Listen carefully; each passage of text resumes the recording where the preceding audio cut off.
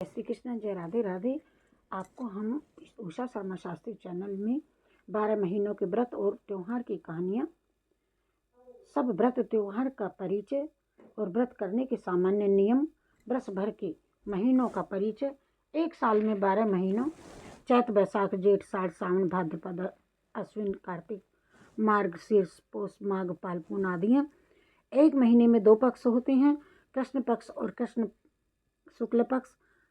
कृष्ण पक्ष में अंधेरा होता है और शुक्ल पक्ष में चांदनी होती है। तिथियां प्रत्येक माह की 15-15 होती हैं।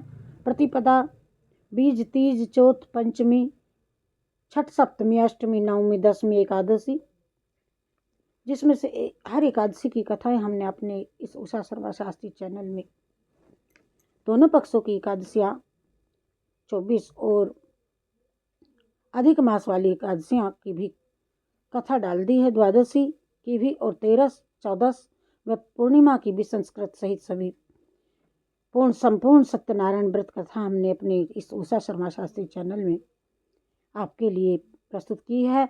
अमावस्या की भी कथा और 7 वारों की कथा, सोम मंगल बुध गुरु शुक्र शनि व रविवार, नक्षत्र 28 व योग 27 होते हैं, जिनका वर्णन ज्योतिष शास्त्र में भली भांति किया गया है।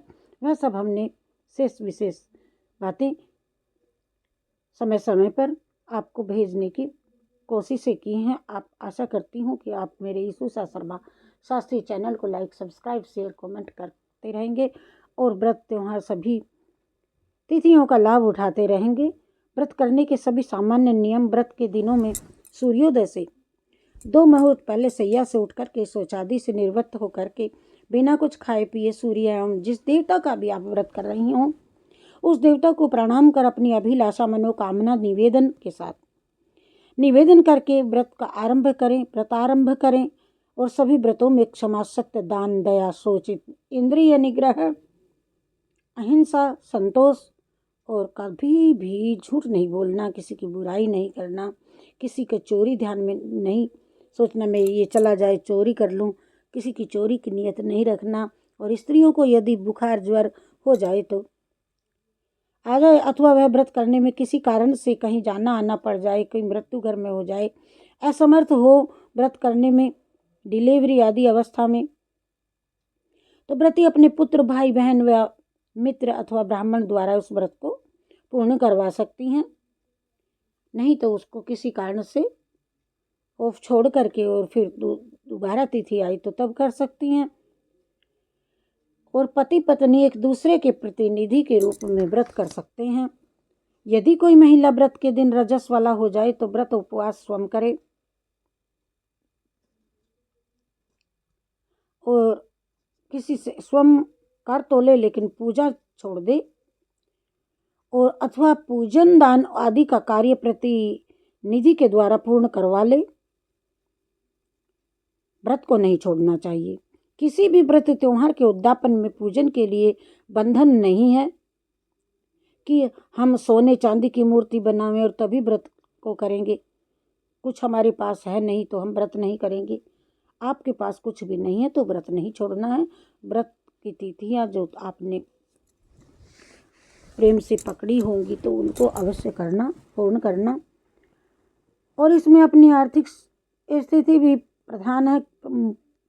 मूर्ति के अभाव में आप कैलेंडर और चित्र का भी प्रयोग अपने हाथ से बनाई हुई मिट्टी की या कैसे भी गोबर की भी बना सकते हैं। मूर्ति का प्रमाण एक छोटी सी अंगुष्ठ के बराबर होता है और बलिष्ठ हो सकता है।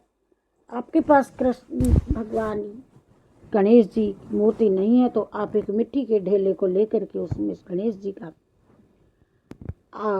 आवाहन करके उस पर भी रोली मोली लगा कर गणेश जी की पूजा कर सकती हैं।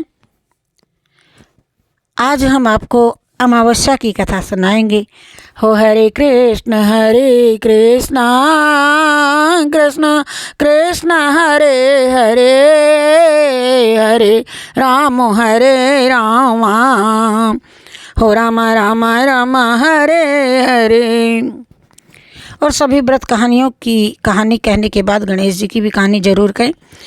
और माघ मास की सभी हम षठ एकादशी और गणेश संकट चतुर्थी, ये सब इसी हफ्ते में आपको सभी कथाएं भेजने की कोशिश करेंगे।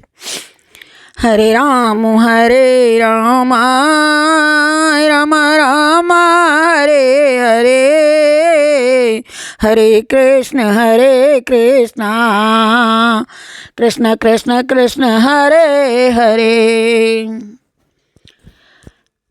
पुत्र प्राप्ति के अचूक उपाय भी हम आपको बताएंगे। सतचंडी अनुष्ठान 100 पाठ दुर्गा के करवा करके दुर्गा सप्तमी की पुस्तक में 100 पाठ दुर्गा के लिखे आपको मिल जाएंगे। वेदोक्त चरण विभु स्तोत्र का पाठ करने से निश्चय ही पुत्र प्राप्ति होती है। और सभी व्रत की कथा कहने के बाद गणेश जी की कथा अवश्य करना। लो, अब आपको अमावस्या की कथा सुनाते हैं। मौनी अमावस्या। माघ मास की इस पवित्र तिथि पर मौन रह करके अथवा मुनियों के समान आचरण पूर्वक स्नान दान करने का विशेष महत्व है। मौनी अमावस्या को सोमवार का योग होने से इसका महत्व और भी बढ़ जाता है। इस दिन त्रिवेणी अथवा गंगा तट पर स्नान व दान की अपार महिमा है। इस दिन गुड़ में काला तिल मिलाकर लड्डू बनाकर लाल वस्त्र में बांध करके ब्राह्मणों को देना चाहिए। इस दिन ब्राह्मणों को भोजन करवा कर उन्हें दक्षिणा देनी चाहिए। और स्नान दान आदि पुण्य कर्मों के अतिरिक्त इस दिन पितृ श्राद्ध करने का भी विधान है। और मौनी अमावस्या को मौन रह करके श्री कृष्ण भगवान, राधा, शिव शंकर, भोलेनाथ, सभी, गणेश जी, सभी का भजन करना चाहिए। और भजन करके किसी कुंवारी कन्या या पंडित या अपनी सास वगैरह द्वारा उनसे अपना मौन व्रत खुलवा करके उनको दान दक्षिणा देनी चाहिए।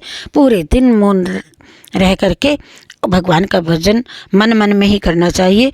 और घड़ा दान देना चाहिए। तिल सासू जेठानी को देनी चाहिए, जेठ जी को भी पूरे वस्त्र। इस तरह से दान का बहुत महत्व है। हरे कृष्ण